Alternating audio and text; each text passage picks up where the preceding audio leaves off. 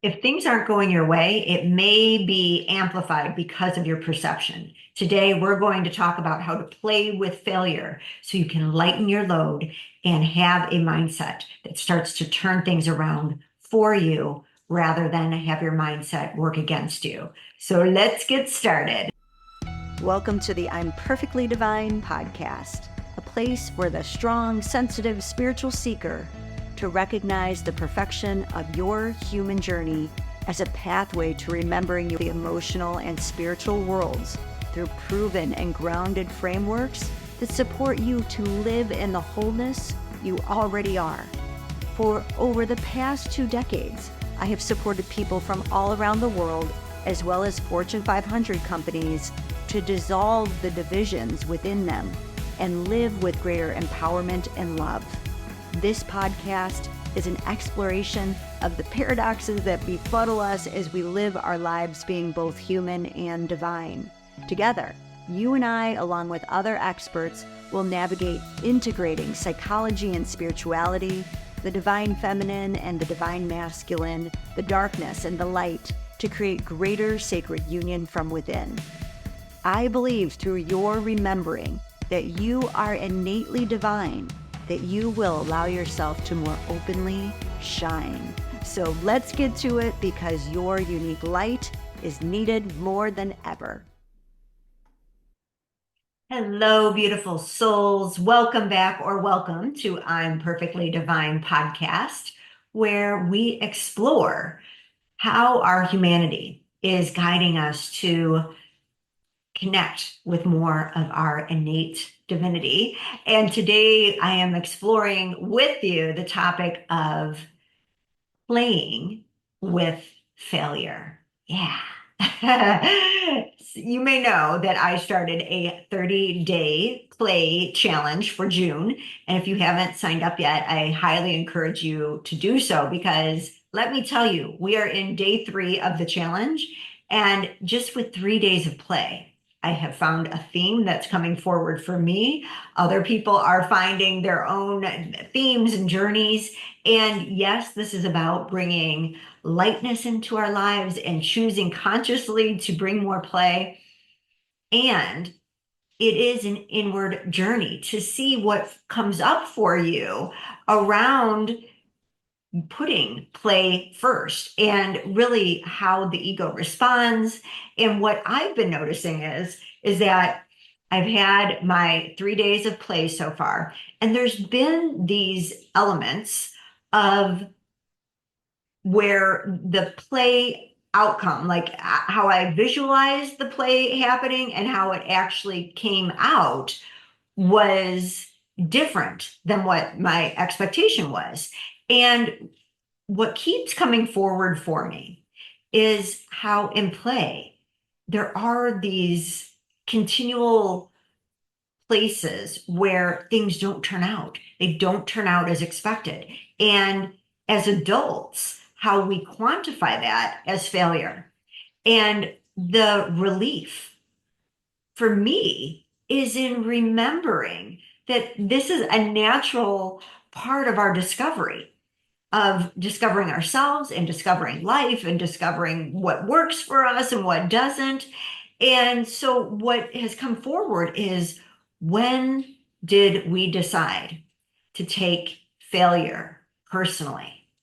And we can look back at when it became personal for us, where our identity started to merge with our outcomes. Because what I love about the 30-day play challenge is seeing my ego interpret things not working out as expected. And so I'll share with you, the first day, I was moving my son, and I decided to jump on a cart. And because we were doing lots of shopping, grocery shopping, Target runs, and all that.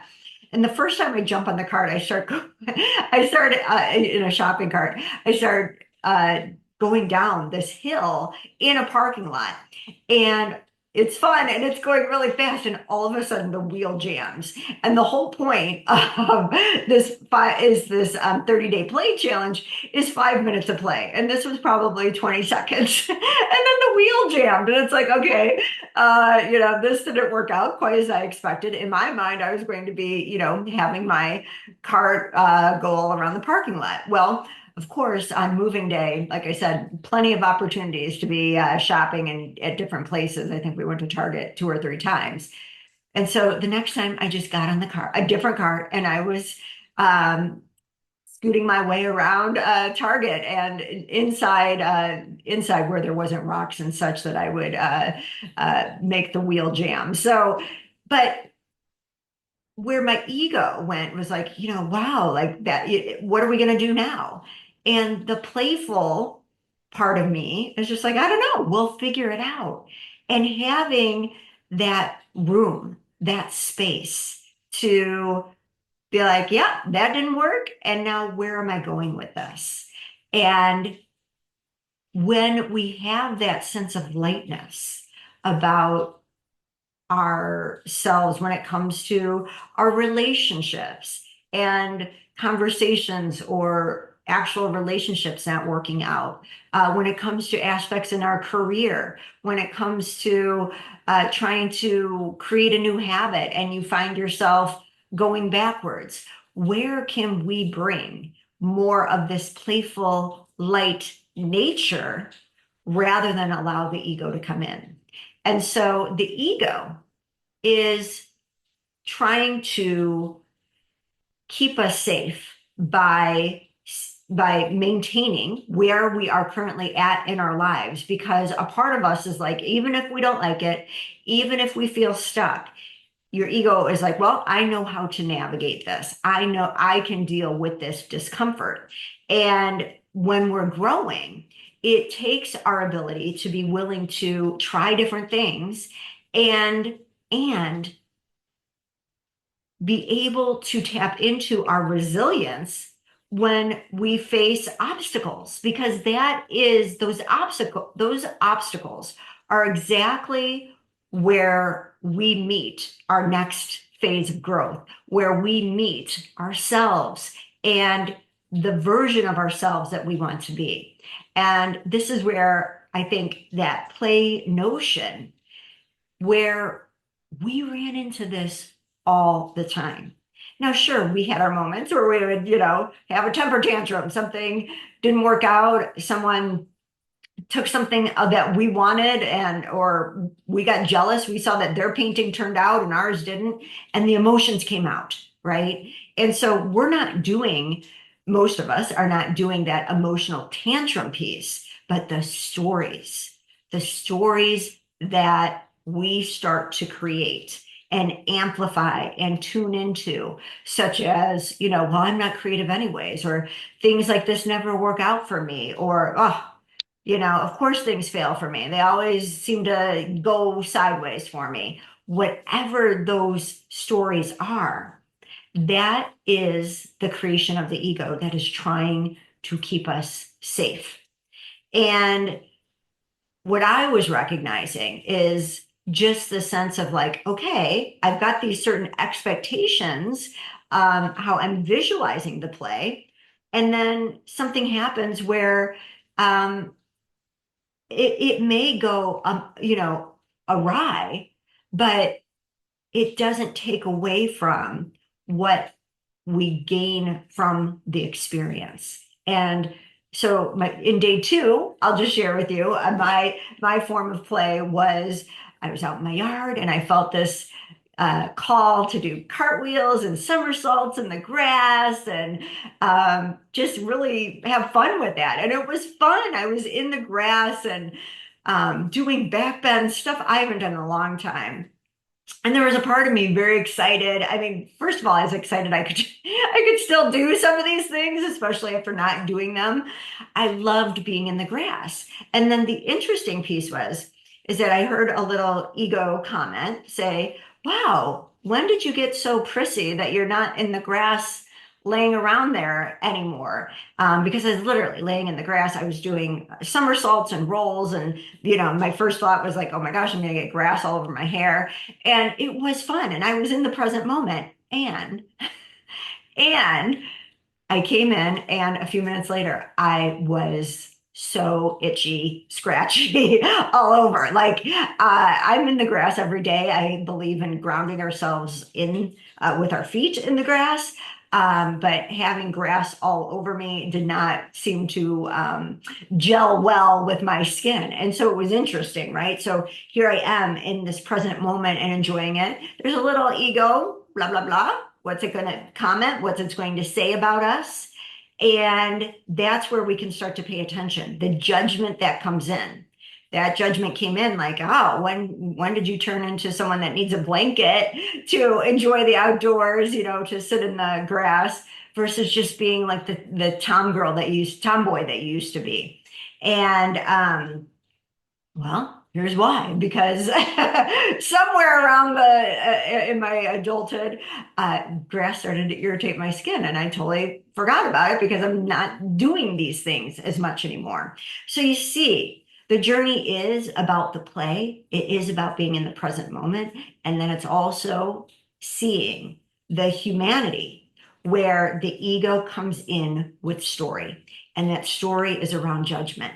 And so what the takeaway is really about what are the stories we are creating when something doesn't go our way. And to just take that in for a moment. If you feel that you are not getting along with one of your children or your spouse or a friend, what is the story that you are telling yourself that reinforces some outcome that you don't want, versus how can I have a more playful nature about the ways that I've been attempting to go about this, and how can I use this as a redirect? Because that is all that we do when we play. It's like something doesn't work and we redirect. And that to me is the beauty of what we can learn to remember for ourselves, because it's just really what I'm taking away, just again, 3 days in, is that failure is just a story that we're buying into. Failure is something so often that in spirituality has been a guidance to support us to remembering that we are on a transformational journey. We are on a journey to expanding into greater love. And so there were a few aspects that I really sat with when it comes to this transformational path and the wisdom that has come from ancient texts and ancient spiritual modalities, starting with the really looking at alchemy, and the notion in alchemy is that breaking down is the first necessary step to transformation. It's the first stage. And so there needs to be a breakdown for something to transform into its version that of where we are going next, of what something is supposed to evolve into. And so failure is dissolving what no longer serves us. And it's allowing the true self to emerge more fully in its strength. Because if you're playing and you hit a wall, that something doesn't work out as you expected, then you get to step into greater resilience, greater creativity, and use aspects of your insight, your unique wisdom to guide you to understand how you want to navigate your path, how you want to redirect yourself. And this is a power that we all have, but we lose that power if we're in the story of, why don't things work out for me? Why am I still stuck over here? And it's an opportunity to say, I get to be the one who chooses the story that I tell about myself. And so is my story when I hit a wall, when things don't go as expected, going to be a story that reinforces that I'm not enough? Or is it a story that finds the good in the lessons of what I am meant to take away? And honestly, this has been my whole journey of life, is being in that place of feeling not good enough, feeling stuck, feeling like I'm hitting a wall.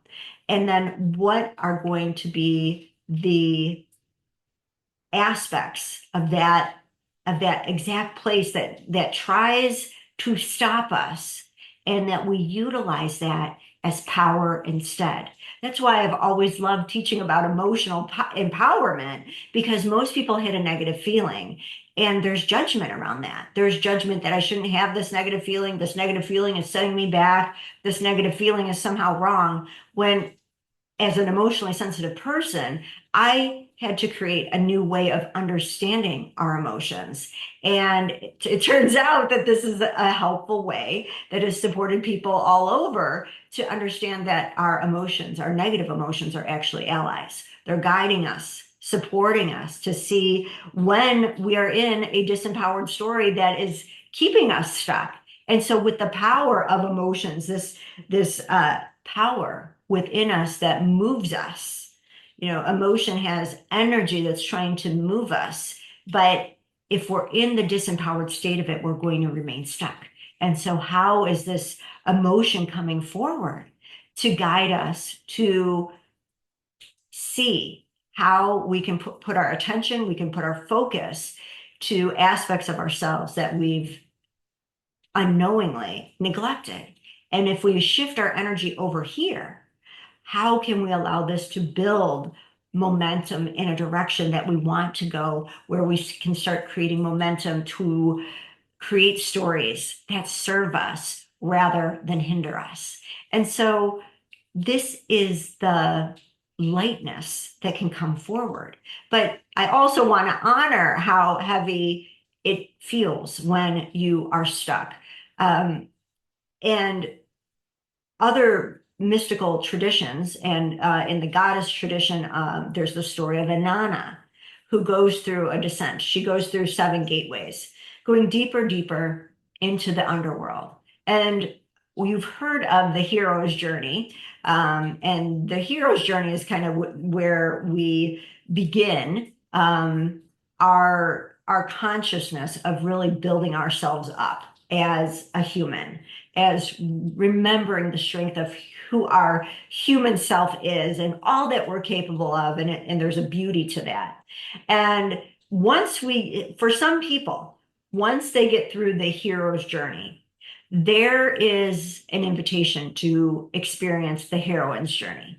And the heroine's journey is the descent. And this is Anana's journey, because it's going to take everything that we used to build our human selves up, and start to dissect, and dissolve the false layers of the ego that diminish your connection with your divinity. So in the hero's journey, we have to build ourselves up because we have forgotten who we are and what we are capable of. And as part of that, we may develop aspects to a spiritual ego that is disconnecting us from our humanity, in terms of compassion, in terms of recognizing our oneness, and really being able to be in both aspects of our human selves and our divine selves. And so the heroine's journey is stripping us of the unhealthy masculine and the unhealthy feminine, so that we can rise again and resurrect as the healthy feminine and the healthy masculine in a divine union expression. And so this unraveling that Inanna goes through, it's taking away all of these external elements that she used to carry to define her, because she was a queen in the upper world, and all of these aspects of the external that she used to define herself were being stripped away. Why? Because that is the most loving aspect of the heroine's journey, is stripping away of the external in order to remember your true internal power, internal love, and internal worth.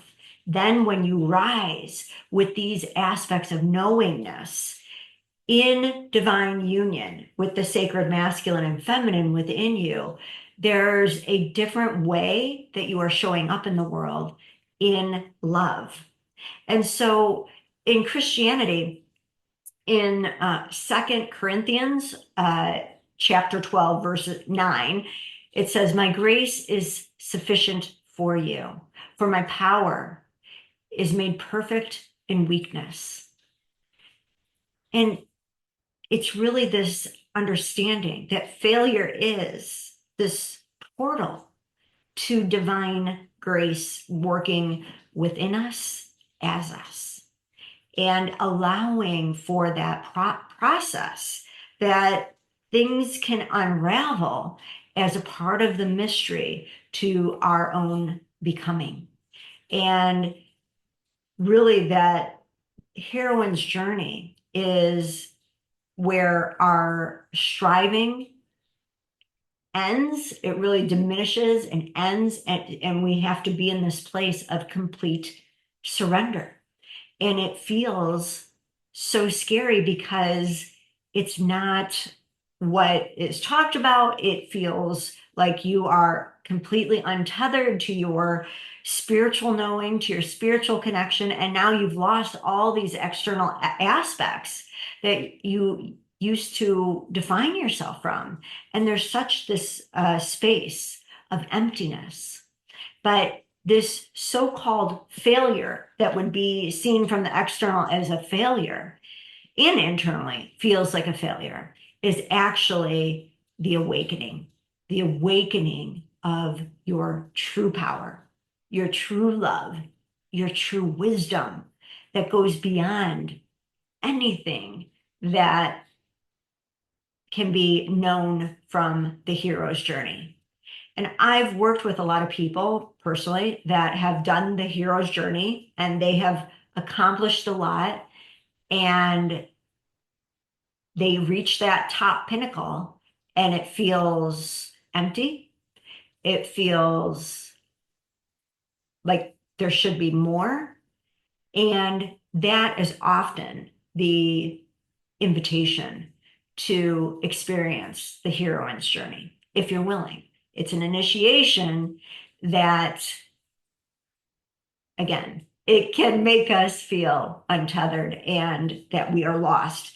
But the whole point of playing with failure, playing with stuckness, playing with being lost, is if we bring this play element to it, can we allow ourselves to more quickly pivot rather than tell ourselves stories that things are forever going to be this way?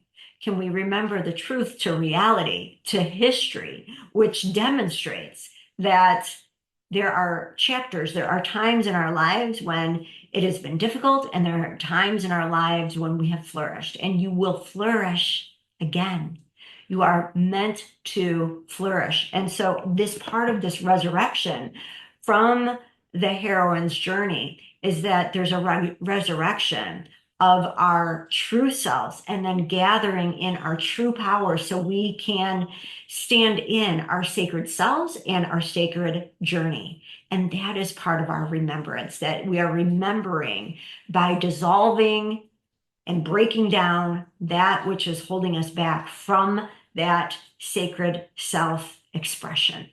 So this is what I encourage you is, well, first of all, I'd love for you to still join the 30-day play challenge. Seriously, you would be stepping in day 4. And like I said, I'm already noticing these themes that are coming forward. And my sense is that these themes are going to continue to evolve and shift and grow and support us in our self-gnosis, which is our understanding of self. And this is the whole bigger point. Yes, I love play, and play is fun, and it is meant to bring us in that present moment. It's meant to help us remember our creativity and our intuition and all those good things. And can we notice what our ego is doing when we are operating outside of our norm? And the more we get used to that, the more we allow ourselves to see and witness our ego from this place of play, we can see the ridiculousness of some of the stories and how those stories want to show up in other areas of our lives. That's the point. So I hope you still decide to join the 30-day play challenge. And I hope that not only can you have a lens of compassion towards any experiences that aren't working out for you, but what would it look like for me to play with failure?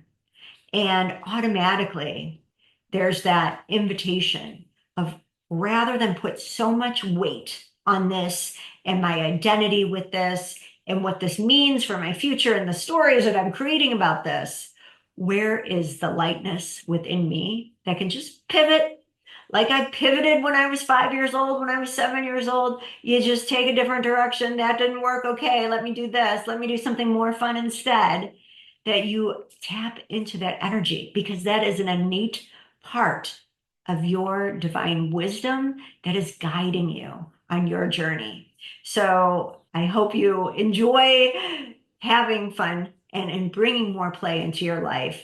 And I hope that this lightness, this remembrance that we can pivot at any point and create new stories, and we can ask ourselves, what meaning do I want to give to these times when things didn't work out as I expected?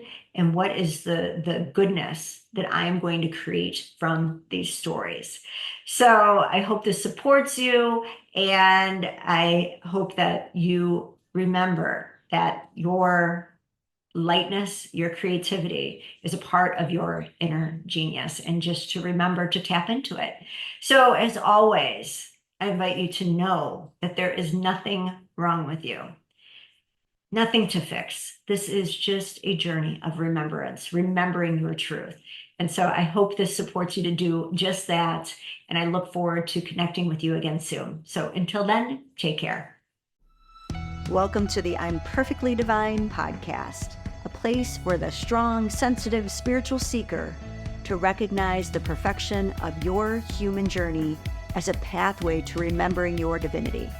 I am Michelle Bursell. As a psychotherapist and priestess, my work is to bridge both the emotional and spiritual worlds through proven and grounded frameworks that support you to live in the wholeness you already are. For over the past 2 decades, I have supported people from all around the world, as well as Fortune 500 companies, to dissolve the divisions within them and live with greater empowerment and love. This podcast is an exploration of the paradoxes that befuddle us as we live our lives being both human and divine. Together, you and I, along with other experts, will navigate integrating psychology and spirituality, the divine feminine and the divine masculine, the darkness and the light, to create greater sacred union from within. I believe through your remembering that you are innately divine, that you will allow yourself to more openly shine. So let's get to it, because your unique light is needed more than ever.